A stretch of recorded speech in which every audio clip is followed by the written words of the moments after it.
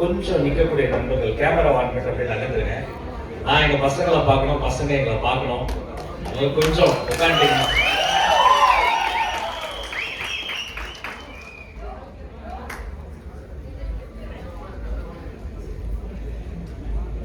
பெரியவர்களே, தாய்மார்களே, அன்பிற்கினிய தோழர்களே, தோழிகளே, கட்சியினுடைய சிறப்பு வாய்ந்த பொறுப்புகளை அலங்கரித்துக் கொண்டிருக்கக்கூடிய அன்பிற்கினிய நிர்வாகிகளே,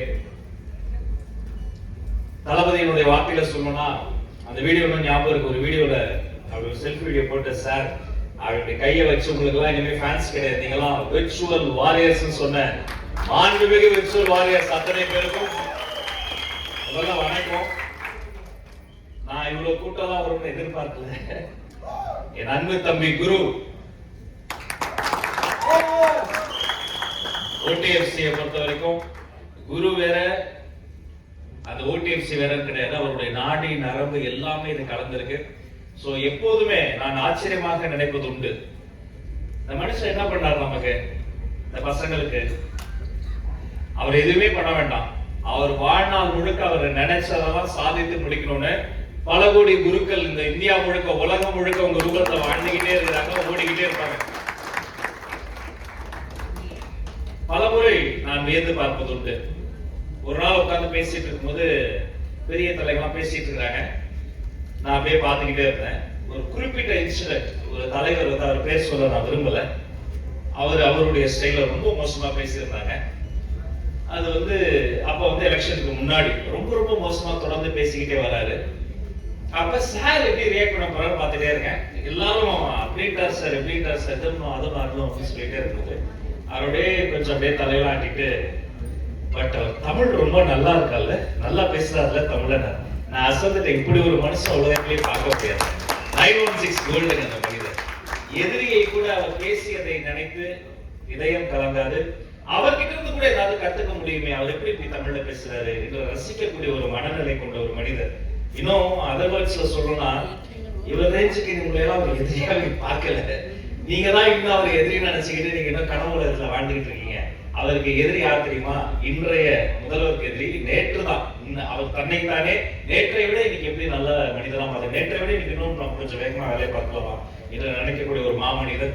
ஏழைகளே, வீட்டுல பிறந்து கடைசி பெஞ்சில் உட்கார்ந்து வாழ்க்கையில என்ன பண்ண போறோம் தெரியாம படிப்போடு போராடி, பள்ளிக்கூடத்துல போராடி, காலேஜ்ல போராடி, என்ன பண்ண போறேனே தெரியாம, ஏது பண்ண போறேனே தெரியாம, இது மாதிரி குட்டி கூட்டங்களுக்கு போய் கிடைச்ச பிடிச்ச வார்த்தையெல்லாம் பேசி, 10 பேர் முன்னாடி பேசி, 50 பேர் முன்னாடி பேசி, ஆளு இல்லைனாலும் பேசி, தலைப்பு இல்லாம பேசி இப்படியே பேசிக்கிட்டே வாழ்க்கையில போயிடுவோம். ரேடியோ, டிவி, சோசியல் மீடியா எல்லா இடத்துலயும் பேசிக்கிட்டே இருந்தா, நான் ஒரு நாள் கூட கனவுல கூட நினைச்சு பார்த்ததே கிடையாது.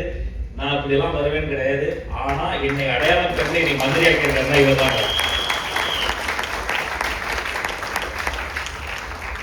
இது 4வதோ 5வதோ மீட்டிங்ல எடுத்த போட்டோ நினைக்கிறேன். அன்னைக்கு வந்து ரொம்ப நல்ல ஃபங்க்ஷன் நம்ம வந்து ஆர்கனைஸ் பண்ணி பேசியிருந்தோம்.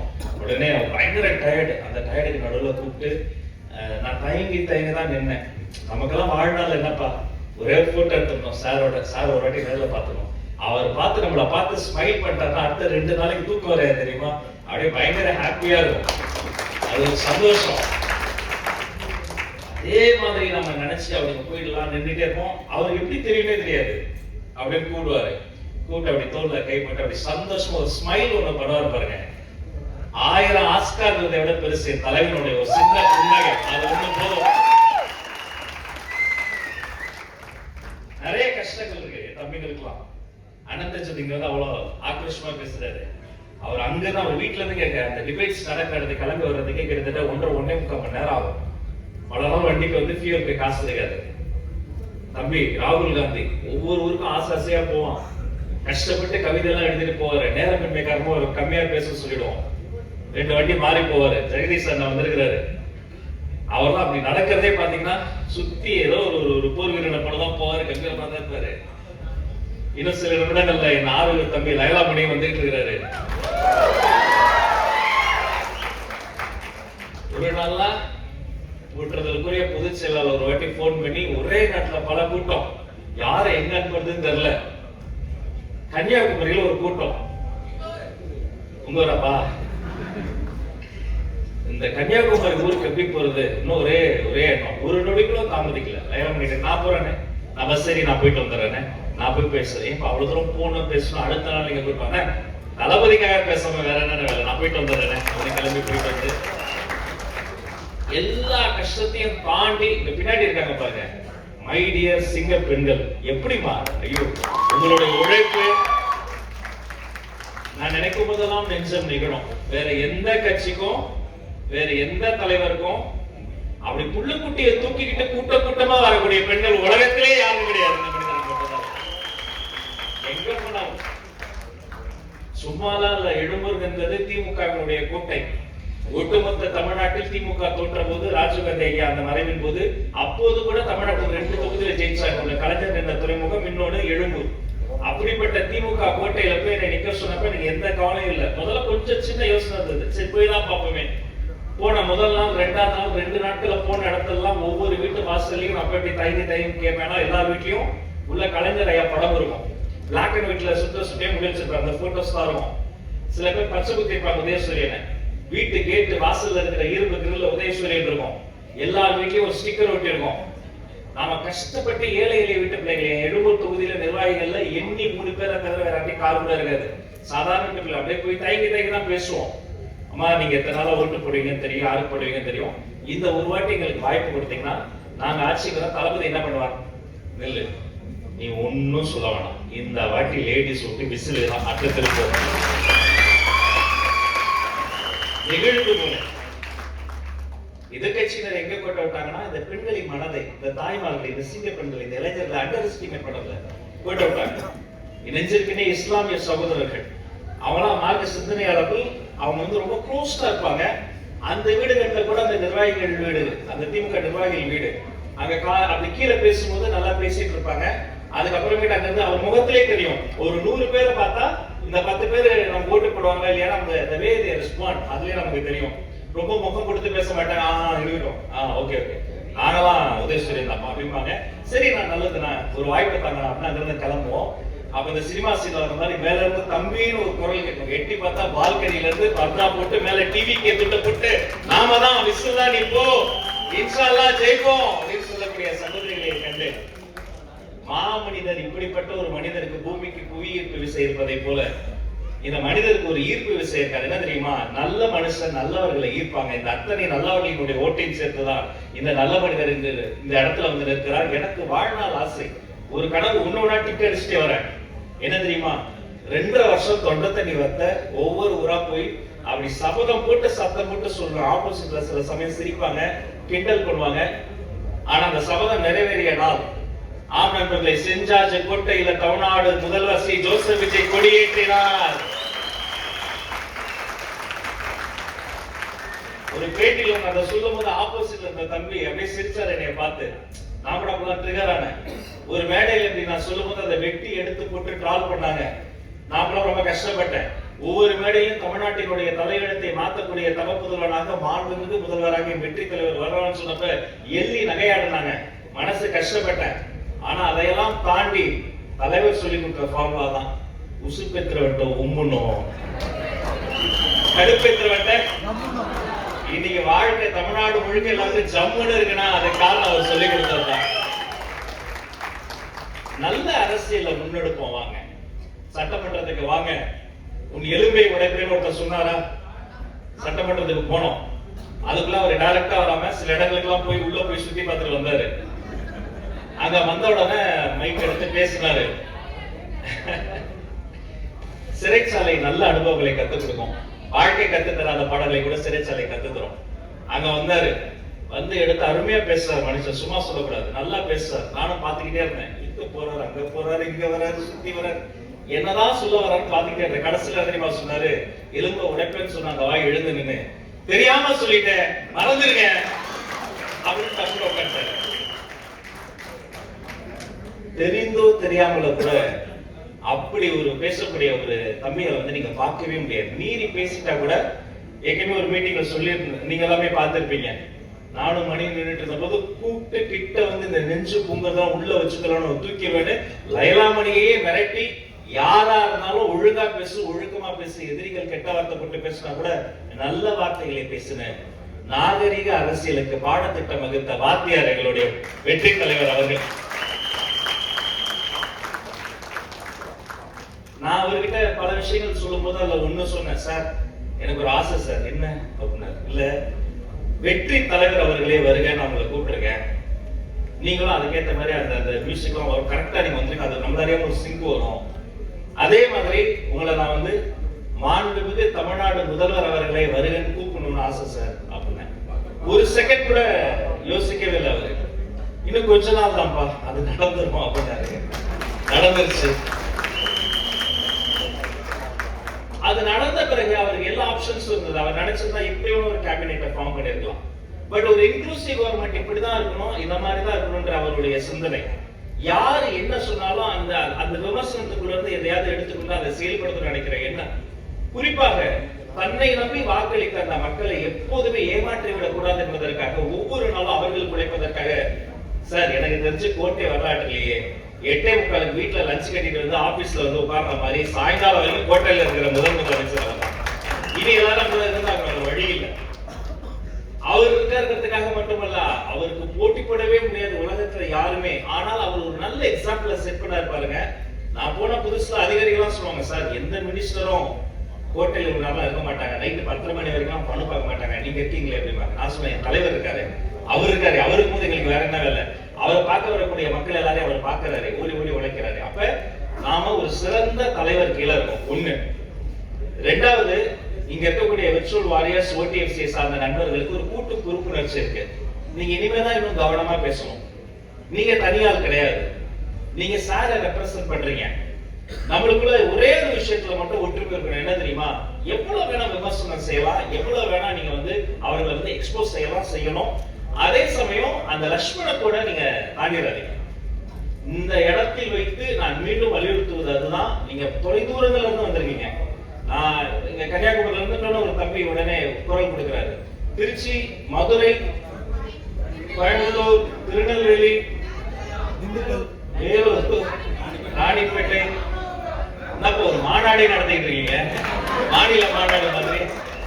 38 மாவட்டத்தில் இருந்து மட்டுமல்ல, வெளிநாட்டில் இருந்தெல்லாம் வந்திருக்கீங்கன்னு சொன்னா, பெங்களூரா, ஸ்ரீலங்காவா, ஜெர்மனியா? இது மலேசியால ஆடியோ லான்ச் நடந்தப்ப அப்படிதான் ஏர்போர்ட்ல போய் நின்றப்ப ஷாக் ஆயிட்டோம். இது ஏர்போர்ட்டா சென்னை ட்ரேட் சென்டர் நந்தபாக்கம்ல நடக்கிற ஏதோ ஒரு ஃபெஸ்டிவல் மாதிரி கூட்டமா இங்க வந்தவங்க கொஞ்சம் பேர் தான். இப்ப இந்த வீடியோஸ பார்க்க போறவங்க நிறைய பேர். அப்ப உங்களுக்குள்ளார ஒரு கூட்டு பொறுப்புணர்ச்சிங்கிறது ரொம்ப ரொம்ப முக்கியம். அதனால அவர்கள் எவ்வளவுதான் உங்களை ட்ரிகர் பண்ணாலும், எவ்வளவுதான் நம்மள வந்து ரொம்ப மோசமா பேசினாலும், எஸ் நீங்களும் ரியாக்ட் பண்ணுங்க. தம்பி சொன்ன மாதிரி அவங்க நம்ம கையில என்ன ஆயுதம் எடுக்கணுங்கிறத எதிரிகள் தான் முடிவு பண்றாங்க. பட் கண்ணுக்கு அர்த்தமா பண்ணுங்க. அதே சமயம் நிறைய பெண்களுக்கு நான் பார்த்திருக்கிறேன், அவங்கள இழிவா பேசுவது, அவங்கள வந்து இந்த கேரக்டர் அசசினேஷன் பண்றது, உண்மைக்கு புறமான செய்திகளை சொல்வது. அவர்கள் வந்து வெளியில காட்டிக்க மாட்டாங்க, ஆனா வலிக்கும். ஏன்னா என்ன ட்ரால் பண்ணிருக்காங்க, என்ன மோசம் உண்மைக்கு புறமான செய்திகளை போட்டுருக்காங்க, அவ்வளவு வம்பு எடுத்திருக்கிறாங்க. என் மனைவியோட போட்டோவை போட்டிருக்காங்க, என் குழந்தைகளை பத்தி பேசியிருக்கிறாங்க, என் ஃபேமிலி எடுத்திருக்கிறாங்க. நான் ஒன்னே ஒன்று தான் சொல்றேன், இங்க இருக்க சிங்க பெண்களுக்கு, இனி யாராவது உங்களை தேவையில்லாம எந்த ஐடியாவது வம்பு எடுத்தா சட்டம் தன் கடமையை செய்யும். நீங்க அதை டேக் பண்ணி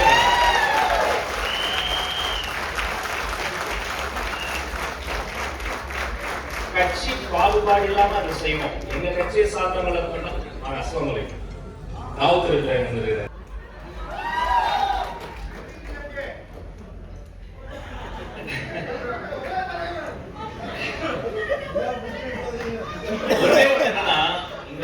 நிறைய பேருக்கு வந்து அவங்கலாம் வந்து ப்ராப்பரா இன்விடேஷன் கூட சொல்லல. நாங்க எதிர்பார்க்கல, சொல்லணும்னு அவசியம் கிடையாது.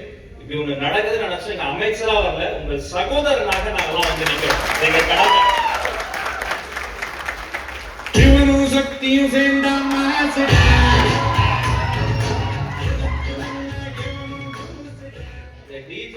நாங்க பட்ட பாடு எலெக்ஷனுக்கு முன்னாடி எல்லா காலேஜ்லயும் கல்ச்சுரல்ஸ் நடக்கும். அந்த கல்ச்சுரலுக்கு நடுவுல திடீர் டிவிக்கு பாட்ட போட்டு விட்டுருவாங்க. அதை வெட்டி எங்களுக்கு நான் வேற காலேஜா ஸ்கூலா போய் இந்த தன்னம்பிக்கை வகுப்பு, தமிழ் வகுப்பு, தலைமைத்துவ வகுப்புலாம் எடுத்துக்கிட்டே இருப்போம். சரி அவங்க தான் அப்படி பண்றாங்கன்னு பார்த்தா இந்தியா பாகிஸ்தான் பாடல பாகா இல்லைன்னு தெரிஞ்சு போட்டாங்களா தெரியாம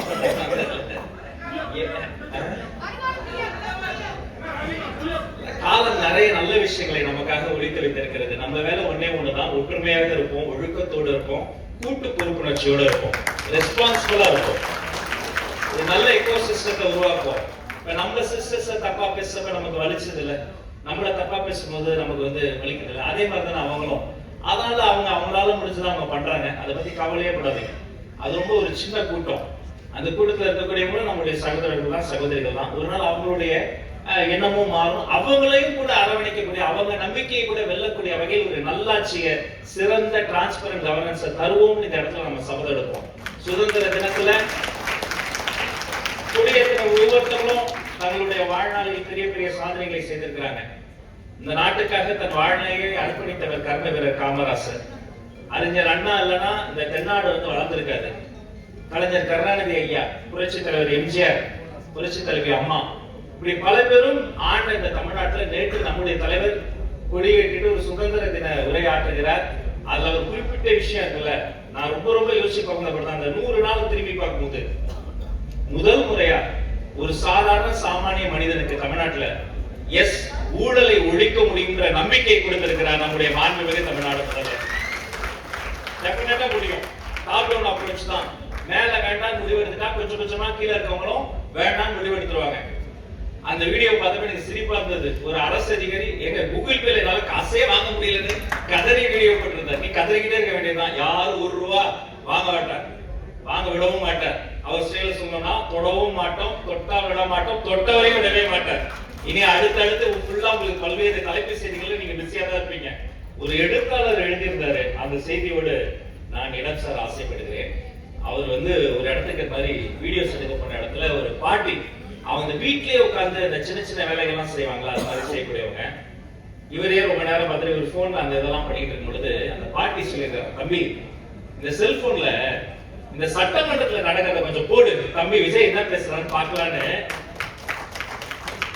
நம்முடைய தாய்மார்களை, நம்முடைய இல்லத்தரசிகளை, நம்முடைய சிங்க பெண்களை, இளைஞர்களை, ஆண்களை, பெண்களை, இன்னொருத்தர் போட்டோ அனுப்பியிருந்தார். அவர் காரில் எடுக்கிறாரு, ஆப்போசிட்ல ஷேர் ஆட்டோ போது, ஷேர் ஆட்டோல பின்னாடி உட்கார்ந்து இருக்க ஒரு பையன் போன்ல ஏதோ பாத்துக்கிட்டே போறான். இங்க இருந்து அந்த போட்டோல தெரியுது சட்டமன்ற லைவ் ஷேர் ஆட்டோல போகக்கூடிய ஒரு தம்பி பாக்குறான்னு சொன்னா இது தமிழ்நாட்டின் வரலாற்றில் இவரால் தான் முடியும்.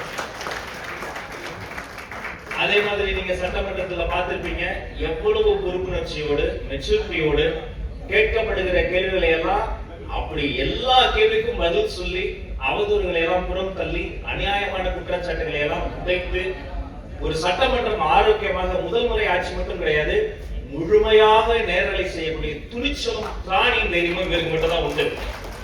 போடு லைவ் போடு. அப்படிப்பட்ட ஒரு விஷயத்தை அந்த சட்டமன்றத்தை மாத்திட்டோம். இதுதான் தேவை, ஜனநாயகத்துக்கு தேவை. ஊழல் ஒழிக்க முடியுன்ற நம்பிக்கை பிறந்திருக்கிறது. சட்டமன்றம் நேரலையாக சென்று கொண்டு இருக்கிறது. இன்னொன்னு தெரியுமா, யாருக்குமே தெரியாது. 2.5 வருஷமா ஏற்கனவே இந்த ஆட்சியில ரேடியோவை உள்ள விட்டதே இல்ல. இப்ப டிவில மட்டும் கிடையாது, ஆல் இந்தியா ரேடியோவுடைய நிருபரையும் உள்ள விட்டு அதுலயுமே லைவ் போயிட்டு தான் இருக்கு. ஒரு மிக சிறந்த ஸ்பீக்கர் நமக்கு கிடைச்சிருக்கிறாரு, மாண்புமிகு பேரவை தலைவர். ஒரு பெரிய பொக்கிஷம், மிகப்பெரிய அசெட் நம்ம கிடைத்திருக்கக்கூடியவர்.